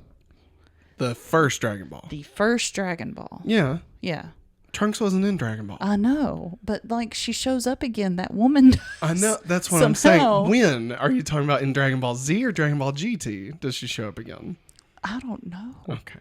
Well, I don't know how to. I don't think it was in this. GT, but it's like I know so her and the dog and the guy from the first arc of Dragon Ball. Yeah. They show up at the beginning of Dragon Ball GT because they use the Dragon Balls to wish Goku back into being a kid. Yeah. That's how all of that happens. And it's the same, and they're all way older. Yeah. But yeah. It's a dog, right? It kind of looks like the dog from Duck Hunt. Yes. Yeah. Yes. Anyway. Weird. But that was our experiences with Dragon Ball. And then, of course, Dragon Ball Super, you've had the Funimation app and stuff. Yeah, but I didn't really get to watch it a whole lot. Yeah. I couldn't. It was I don't know. It's hard. It's hard to jump back into something that you haven't seen in a few years. And it's that massive. Yeah. And you're not sure if it's going to be worth it. Yeah. Because, like, you don't want to ruin... And apparently it is. Apparently it is. Because we went and watched Superhero yesterday. And that brings us to our actual topic. Sorry. No. I was talking a long time, too. Not that you talked a long time. Anyway, I digress. So we went and watched Dragon Ball Superhero. Mm-hmm. And I'm just going to say, I feel like this movie was made for people like you and me, where we've been aware of Dragon Ball. Yeah. And especially, we were at the height of Dragon Ball Z popularity in America with the Cell Saga and Trunks and all that. I would say that's the pinnacle of Dragon Ball Z popularity. And then, didn't really pay much attention after that. Like, we've been aware, like, we know who Beerus is and stuff, but this movie does such a good job of tying specifically back into that, right? Into Cell, the androids. Yeah. And... the opening, listen, if you don't want to watch this movie, at least watch the opening 3 minutes where they recap the Red Ribbon Army. Yeah. It's the art of it is so good. I was actually crying when they started talking about Goku fighting the Red Ribbon. Because, like I said, I went back and watched Dragon Ball, and I was like, no, I watched all the way through. Did you? Yeah, I did. Now it's hitting me. Yeah. I did, because I remember making it to the tournament and stuff. But it made me cry because I was like, oh my god, they fixed the like it looks beautiful. It doesn't look like it back in the 80s. Yeah. And I'd watch a whole series set like that, that art style. I mean, they've even went back, like Sailor Moon and Dragon Ball and Dragon Ball Z. They went back into the manga and made them into bigger books and in color now. Oh, wow. The Dragon Ball ones are really pretty. Yeah. Might have to check this out. They're huge. And so... They're like this thick. So, I guess spoilers... I guess we'll be talking spoilers about the movie. Yeah. So, if you're... We'll say... Before we watch it, we'll say worth watching. Yes. Yeah, if you definitely. I wouldn't say if you don't like Dragon Ball... This probably won't sell you on Dragon Ball. No. Like, I wouldn't be like, oh, this is the first thing you should watch. No. Like, I don't think it's complicated, but I think if you've missed Super, but you know what Z was, and if you're interested at all in watching this, I don't think you're going to be lost. And I think it does a good job of getting you to understand who the characters are and stuff. There might be some things that fly over your head, but I mean, I feel like this is a decent entry point. There's a few callbacks that they don't show flashbacks to, and you're like, huh? Yeah. Yeah. But it's beautiful. And honestly, if you're, I think the design of it will probably be best for new viewers. Yes. I will say that you can definitely tell what is the shining star in the anime world for toy animation, because they put a lot of money into Sucker. Did. Oh my gosh. And also it looks so good. And the creator directed, wrote, probably did most character designs. Designs and everything. And you can like the movement, because it's all digital now. And I believe the character models are even 3D models. Yeah. So even though they look 2D, like, because they still retain that style, like you're able to kind of circle around them like you would in like a Pixar movie or something. I think they did a really good job of taking a very 2D show and turning it into a 3D thing without losing what made it special. I bet that like blows his mind. Probably, yeah. I mean, it went from paper. How he's went from paper to being shown and probably shown Jump magazine. Yeah. Weekly. Yeah. And then, they start, putting it all into a book. Yeah. And then, hey, we're going to give an you animation. a show. Yeah. You're going to do a show, And now it's live action. Oh, wait, never mind. Never mind. Never mind. We take that back. To digital. Now to CGI. Yeah. Like full on 3D models and stuff. I bet it's blown his mind. It looks great. It would mine. Yeah. I mean, it still does for me. Yeah. The things that they do now. Oh, yeah. So, spoiler territory. Yeah. Here we go. And we're not just gonna like straight up spoil everything, but like just in case we mention spoilers. I love the new androids. Yeah, I love them. They're so Game good. of 1, Game of 2. Yes, I bring them back. Like make them main characters. Yes. I know obviously it'll be hard for one of them, but I feel like that's an easy. Dr. workaround. Hito, I think he could bring them back. I was telling Maggie on the car ride home that the first 5 to 10 minutes of this doesn't have any actual Dragon Ball characters. No, it doesn't. It just shows what the villains are going to be up to. And like it's still entertaining. Yeah. So I mean it's funny. the fact that they were able to not show us any of the characters and it was and you were able to still watch it and not be bored, right? That's a feat in and of itself. Yeah. And then to follow that up with a 20-minute Piccolo movie. Oh no, I love that. And like you get Goku for maybe 10 minutes in this entire thing, which is great. Like I feel like they Goku nailed and Vegeta. Yeah, and I feel like they nailed that ability. I mean, obviously it's always hard to kind of sideline, the two most powerful beings in the universe, right? Yeah. And so I think the way they handled it in this movie definitely works. And I feel like the fact that they made this movie work without your main stars, right, just speaks to the quality of this film, because it's wonderful. Like I loved it. I loved every moment of it. I did too. And like I said, I'm a huge Gohan fan, especially at that point in his life when he was like a teenager and even at the end of the Cell Saga. And I love seeing him now as a dad, which is very obviously very particular to me, because like I was starting high school and Gohan was going to high school, and now Gohan's a dad and he has a little 3-year-old girl and I've got a little 2-year-old girl, and like when she like runs up and hugs him after she was kidnapped and stuff, like that hit me. Like I teared up watching it. I was like, I was not expecting to tear up at Dragon Ball, but it's so sweet, and it's just nice to revisit these characters and they feel like the characters I remember. Like it doesn't feel like they've changed them to fit a modern era. It doesn't feel like they're trying to answer to like Marvel or anything, or even My Hero Academia. Like they feel like them. And even though they look better, like that is still Piccolo, and that is still the Gohan that I remember. And it's heartwarming. It feels like going home, you know, and like that's not an easy thing to accomplish, and they absolutely did. I'm gushing, Maggie. You say some stuff. I really always liked Piccolo as a character. Always enjoyed him, even though he was meaner than crap to Gohan earlier on. But like he started to get a little bit more, he warms up a little bit more, and you could definitely tell that he kind of hates himself for get into the human culture. he kind of hates himself for loving Pan the way he does. Like he cares about Pan. He cares about Gohan still. You know, he carries a cell phone. He carries a cell phone. Apparently, he loves certain cat plushies. He has a house. So great. But which I started thinking about. I think that's what some of the houses on Namek look like. I think you're right. I'm pretty sure. But like he still gets mad at Gohan. You know, he's not training. Yeah. He's not doing this. I really like the fact that they focused on Piccolo and the fact that Piccolo can't hold a phone. Yes. Like, not like this. He holds it like this. But, I mean, the phone's so tiny, though. I think he is afraid that he's going to crush it. But when he FaceTimes Bulma, oh, my God. like, all you see is his eye and his nose and his mouth when he talks.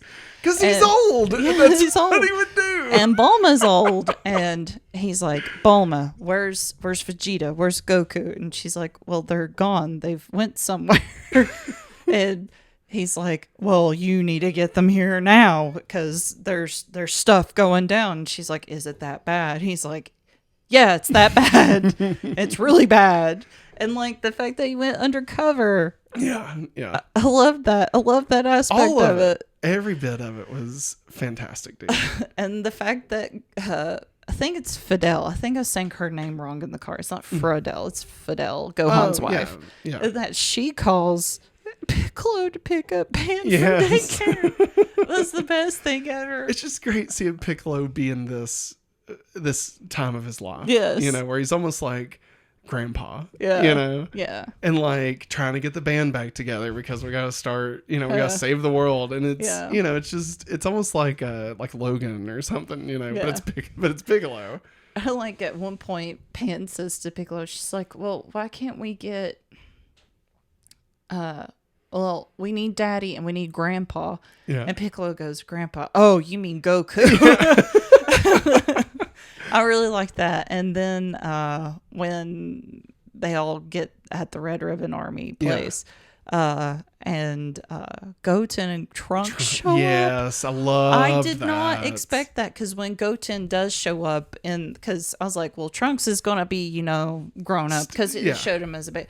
I was like, oh my God, Goku's got another kid. This is so awesome. And his name's Goten. And he's goofy like his dad. Yeah, he's just Goku. Yeah, again. he is. He is because the hair's Gohan. Flipped, that's it. Yeah, Gohan took more after his mom. Yeah, because Chi-Chi was very disciplined. He is disciplined, but he can still be goofy. Yeah, but Goten is straight up Goku. Yes, he's just Goku. He's a duplicate. They just copy and pasted him. And I love the fact that Bulma said to Goten at the end, she said, don't you dare tell Chi-Chi where we've been. Don't you dare tell her we've been fighting. You know what she'll do. We forget about what happened today. I love that they did the fusion dance. I wasn't expecting that. I definitely wasn't expecting it to be the fat Gotenks or whatever. And they're not going to give us, unless it does happen in Super, unless they do show them. Well, I mean, like they do comment on the fact that they've hit a growth spurt in this movie. Yeah. So I think up until this movie, they were still the kid versions. Yeah, because isn't it the beginning of Super? He's still... Yeah, Goten's still small. Yeah, it's literally the same, like the way where Dragon Ball Z ends. Yeah. It's like, I think a year after that or something. Gohan's like, when we hit a certain age, we just get really big. Yeah, I love how that's how he describes it. Like, it's not the fact that Toriyama just wanted to draw the characters better now. Because that's exactly what happened with Gohan and Goku, Yeah. Because he's literally baby Goku, and then he's a fully adult Goku, and it's been like 3 weeks, but no, I love that they did that. I love that they did the fusion dance, that we actually got that. I love that we got the Dragon Wish. Yes. That's a very rare occurrence. Shenron to show up. That was so cool to see on and big the way screen. he was handled in it was so great. He was almost comical. Yes, Shenron's like, well, hello, Piccolo. Like the fact that Shenron knows. Yeah. He's like, it's Piccolo.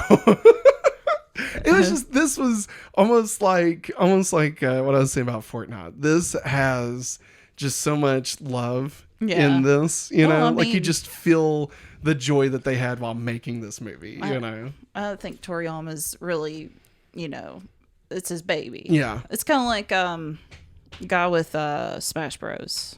Oh, yeah. Oh my God. Sakurai. Sakurai. Yeah. it's their babies, and they're Yeah. gonna take good care of their babies. Yeah. Nobody's gonna mess with the babies, you Yeah. know. And like, if this is the final Dragon Ball movie we get, he's gonna make sure it's the best. I want to say, I could be totally wrong about this, but I feel like I watched something where like GT happened because he didn't want to do it anymore. And like, so he, I think like he'd helped, been doing so much. yeah. And like he had to help like design the characters and stuff for GT, but he really was hands off with it. And I think that kind of what's happened is he was burned out. Mm-hmm. And then now it's almost like he's found, it's almost like George Lucas when he accepted that Star Wars was just basically going to be what his legacy is, and that's okay. Yeah. You know, that it's okay that is, and embraced the love of Star Wars, right? Mm-hmm. And I feel like Toriyama has reached that point where now he's not fighting against, like, I don't want to be known as the Dragon Ball guy or whatever.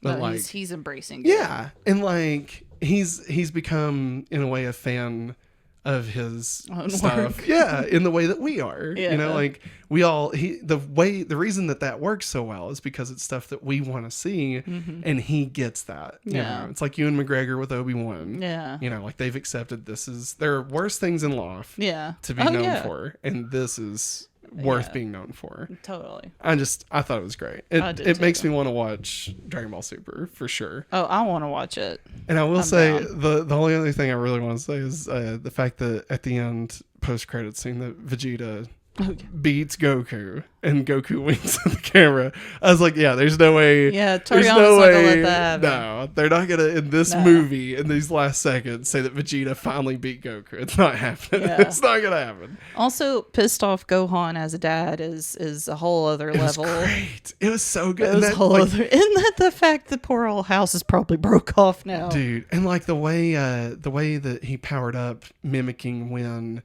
the android 15 was killed off, and like remember the bird and like Cell like stomps on his head or whatever, and like everything goes red behind him, because he just loses his shit. Like that's what happened in this, you know. And just revisiting, I don't know, it's wonderful. Loved it. Anything else you want to say before we get into the ranking?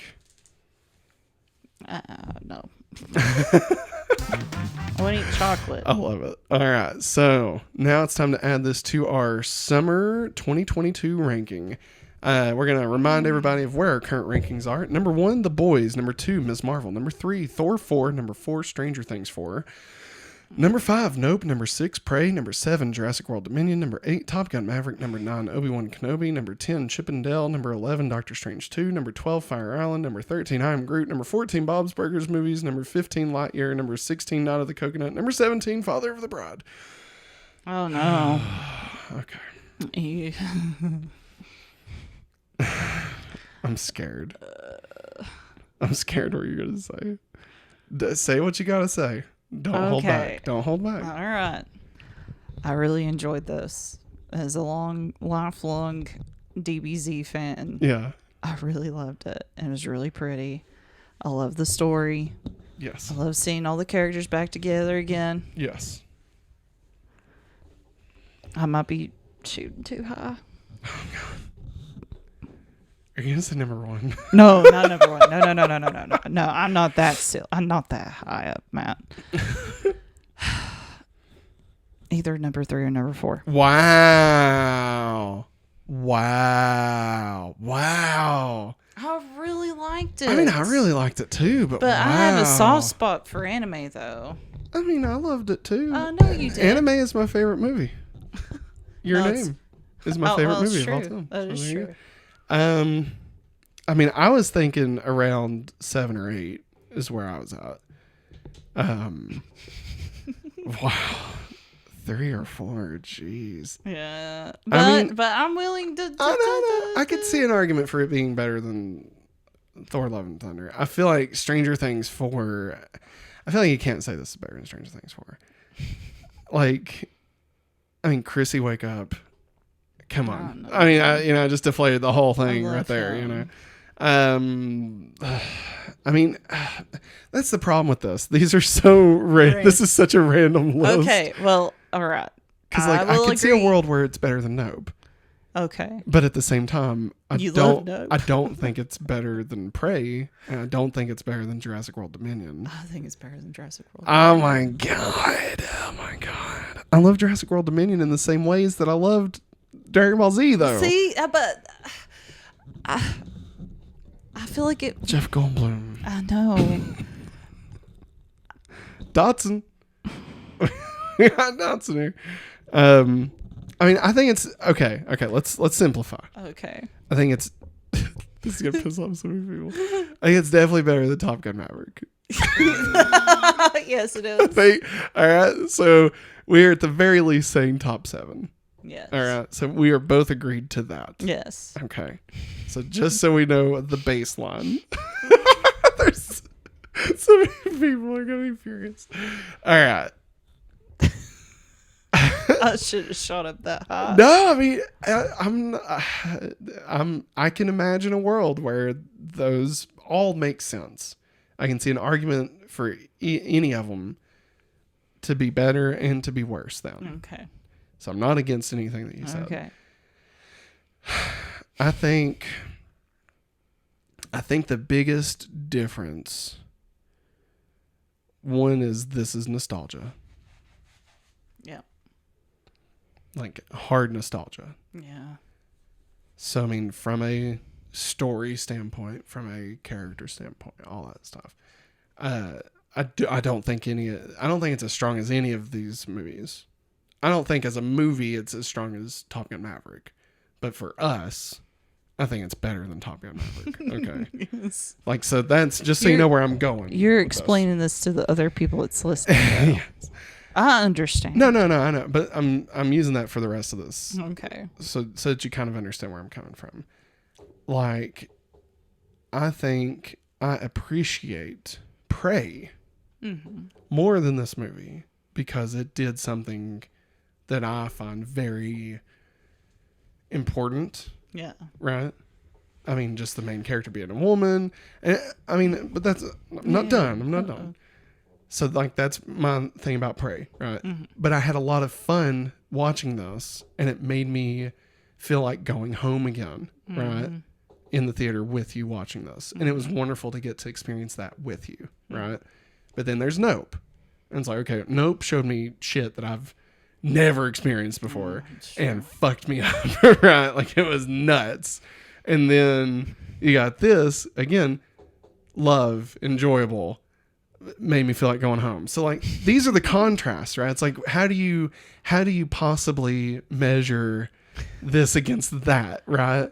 Because they're so vastly different from one another. Yeah, but may I add, I might be letting nostalgia lead my heart a little bit too hard. You absolutely are, but that's okay. But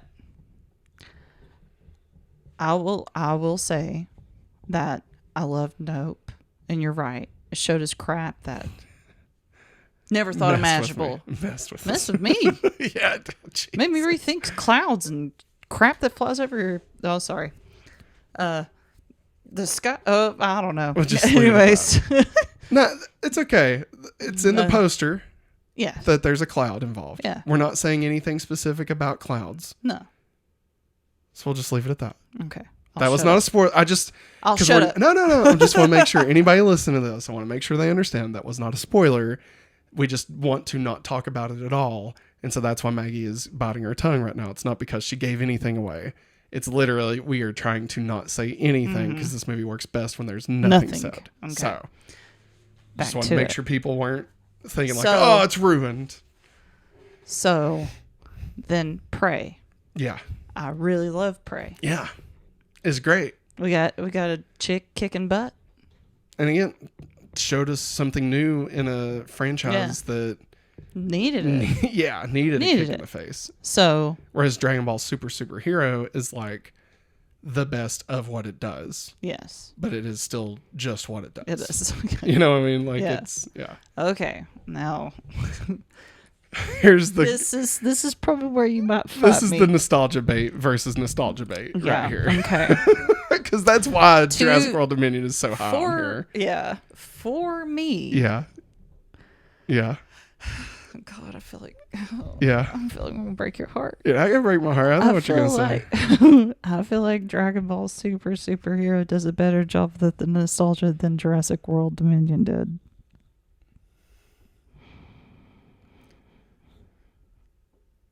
I would agree with that sentiment. I would agree with that. I don't think that that's bad. Okay. I will say, I think it's easier for Dragon Ball Superhero to achieve nostalgia than it would be for Jurassic World Dominion. Because, like, they literally spend the first 10 minutes re-showing us things that we've watched. And if they did that in Jurassic World Dominion, no one would like it. If it was just the first movie re-shown to us. Guess what? This is all the movies that's happened so far, y'all. Know? Even Jurassic Park. Yeah, seriously, Don't get me wrong. If we were sitting in the theater and like it cut away to a flashback of them seeing the Brachiosaurus again for the first time, fucking right, I'd be on my feet. I'd be cheering, But yeah, so I feel like it's a little bit easier for Dragon Ball Super to get away with that because also, let's keep in mind, they are also still drawn the exact same way. Like we're revisiting Laura Dern, Sam Neill, and Jeff Goldblum 30 years after the original. Yeah. And I mean, like, they've changed, So, I mean, it's a little bit harder for them to accomplish that. Now, whether that means that it's better or not, that's a different thing. Yeah. I'm just saying, like, I feel like Super gets away with it because it's just doing the same thing. Yeah. Which is great. Yeah. But it's the same thing. I feel like Jurassic World is also the same. It is the same. But they had to redo CGI and reshoot a film, and it's not literally just the same characters like being drawn. Does that make sense? Yes, Am I making any sense? I just feel like it was an easier. We're putting Matt. Here's the problem. Okay. We're putting animation versus real life people against each other. So therefore, it's easier to look at it as, hey, yo, they're drawn the same way. They never change. But yet, look, we got people that's freaking aging over here. Look at Sam Neill. He looks like an old man. So that's hard because we're putting an animated movie, which is beautiful. Yeah, absolutely. Then we're putting it up against CGI dinosaurs, humans, real huge life. Blockbuster budget. Yeah. And like that looked cool too. Yeah, it looked really. I mean, as far as like stylistically, again, it's two totally different things, So like, this is the first standstill we've ever had. This is a rock in a hard place. Yes, it is. Or in a rock in a immovable object. Yeah, it's an unstoppable force. That's what's happening right now. Like, and also, and you know this, I have a very soft spot for cartoons. Yeah. And I know you do too, but like, I feel like I've watched a whole heck of a lot. You know that I have a very soft spot for Jurassic Park. I know. Yes. It's my That's your baby. Favorite movie of all time. Yeah. Third favorite. I think I finally decided Back to the Future. Actually, yeah. See, I remembered. So it is hard, and also we just watched this movie yesterday. So I'm like, I'm trying to calm the flip down about it. How much of this is also enhanced because of Fortnite? See, yeah, that's another thing. Like it's not just this movie; it's the whole Dragon Ball experience. we've been playing, Fortnite all week, and then we got to go watch the movie. And I'm gonna say one thing, and I think it's gonna tip the scale. It's a spoiler for Jurassic World Dominion, so if nobody wants to know it, this is a spoiler. Just skip ahead 10 seconds. I mean, right now, Dr. Grant and Dr. Sadler end up together. That is true. Yeah. So, I mean, we did finally get that happening. Yeah. And Wet Greg. No, Gary. Wet Gary. Sorry. How dare you call him the wrong name? Sorry. I'm sorry, Wet Gary. I feel like Wet Gary easily pushes the scale. I'm sorry, Wet Gary, that he said your name wrong. Oh my god. Unless you got a cousin named Wet Greg.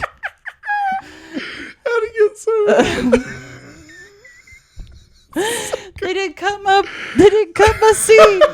I love that. That's like my favorite Twitter line. They didn't cut my scene. It's like for nobody. Like 120 people know that. That's and it. everybody tweeting at him. Hey, wait, Gary, I saw your movie. So yeah. So do we agree that Jurassic World Dominion is above Dragon Ball Super Superhero? Is it because of what I said? Is it because of the spoiler? You convinced me. Yeah. Sigh. What? No, I'm joking. Oh, okay. Oh! There you go. Quit. You're being like that guy in Succession. All right. So shall it be? Yes. All right. God. So the new number 8. This is my own personal list, man. So many people be so mad. I mean, I don't think we can piss off any more people than we already have by putting Top Gun Maverick at number 9 of the summer. Doctor Strange 2. Look at where Doctor Strange It's number 12 now because they've all moved. Okay. Yeah. You want to read the list? Yes. Yeah. Starting at the bottom or the top? Let's start at the bottom. All right, so it'd be number 18. Well, okay, start at the top. It'll be easier to read. All right. Starting at number 1, The Boys. Number 2, Miss Marvel. Number 3, Thor 4. Number 4, Stranger Things 4. Number 5, Nope. Number 6, Prey. Number 7, Jurassic World Dominion. Number 8, Dragon Ball Superhero. Number 9, Top Gun Maverick. Number 10, Obi-Wan Kenobi. Number 11, Chip and Dale. Number 12, Doctor Strange 2. Number 13, Fire Island. Number 14, I Am Groot. Number 15, Bob's Burgers Movie. Number 16, Lightyear. Number 17, Night of the Coconut. And number 18, Father of the Bride. Wow. What a summer. What a list. Man, and it's so when this comes out it'll be August 22nd. So we've got like one more week of summer. Yeah. Wow. So what comes out next week? I don't know. Too bad we didn't get to watch Bullet Train. I feel like that would have ended up pretty high. Yeah. Oh, my shoulder feels like it's like My fell out of back's socket or cracked like a gazillion times. All right. Ladies and gentlemen, that's our show. That's the Hopefully Awesome show for this week. Thank you for watching if you've made it this far. We really appreciate it. Hey, like I've said already, be sure and hang out. We've got the post show coming up. Yeah. And play the big movie quiz. Big movie quiz. And yeah, it's going to be fun. We also have the pre-show, of course, where we did the Coke Zero stuff, or Coke Dream World stuff. Coca-Cola Dream World. But yeah, this is the Hopefully Awesome Show, our weekly podcast where we talk about all the nerdy things that we like to geek out about. If you would like to follow us, you may do so at the following Twitter links in the description below. And they've also popped up on the screen, hopefully by now. You can also follow us over at TikTok, Instagram. We're on both of those. And subscribe to our podcast feed wherever you listen to podcasts. And even if you want to subscribe to multiple podcast feeds, that would help us. All those things help us grow, help the almighty algorithm send us to other people and other like-minded folks who are into all these nerdy things that we are. Yeah, leave us a comment on YouTube. That is the best way to help us try and grow, as well as sharing us. If you enjoyed this, send it to a friend. Retweet it on Twitter, just post about it. Let us know what you thought. You can tag us in it. You can tag at Hopefully Awesome over Twitter, Instagram, wherever you want to do it. We greatly appreciate it. We got some fun stuff coming up in September. We've got a cool idea for some Smallville related things, but it's actually going to involve the whole channel. So be looking out for that. It's going to be fun. But yeah, so again, if you'd like to support us, you can head over to patreon.com/hopefullyawesome. But again, if you don't have any bucks to toss our way, no worries. Listen, share, subscribe, comment, and like. Thanks for watching, everybody. Next week, we have no idea what we're going to talk about. We'll figure it out before next week. So thanks for watching, as always. Have a hopefully awesome day. Bye.